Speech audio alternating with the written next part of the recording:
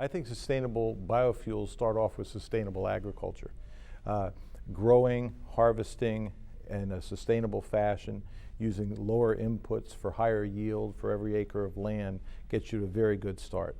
After that, good engineering practices, being very careful to perform life cycle analyses so you know what types of inputs you have and what types of outputs you have, allow you to do the math and understand what your environmental footprint is.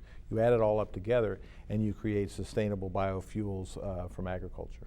The different sources of biomass that come from agriculture have different types of environmental footprints. Sugarcane is a very, very high performing crop, and you can make biofuels very efficiently from sugarcane.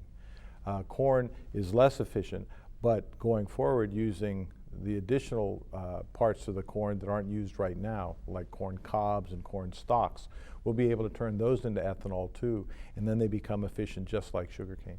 We started in the 80s and got really serious in the mid-90s about lowering our environmental footprint.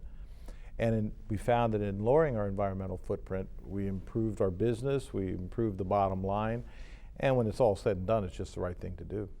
Sustainability is part and parcel to everything we do now. We have formal approaches that require sustainability. We have formal metrics to improve our sustainability. You look at our businesses, we have over almost 30% of our total revenues come from agriculture and nutrition type things, an even larger fraction of our earnings and even a larger fraction of our R&D. So we're really looking to the future for ways to improve our environmental footprint and improve our customers' environmental footprint by the products we sell. Biofuels sustainability starts with agricultural sustainability. Our seed company, Pioneer, spends all of their time and effort, and have done so for the last 80 years, improving yields of corn, soybeans, and the like. And we're looking for very large increases in yield in the future. You put that type of sustainability together with an efficient manufacturing of ethanol in a facility, and you'll have a sustainable biofuel. So I think the consumer today can know they have a sustainable biofuel when they have a biofuel. We're working at Dupont with BP on an advanced biofuel called biobutanol. That biofuel gives you more miles per gallon than ethanol. It's actually works synergistically with ethanol, and you can put it in pipelines. So you have all of these features that make it seem more like a normal fuel, but it's a biofuel with those types of properties.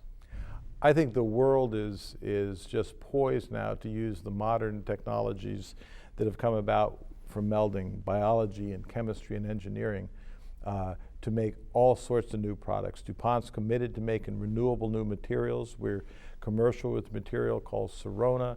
PDO, a new molecule that's being used in personal care, de-icing, you name it. So all of these involve taking renewable resources like corn or sugarcane and converting them to materials of use. Biofuels gets a lot of press, but there's also all manner of things you can make, from clothing to I have a suit made out of a renewable material at home.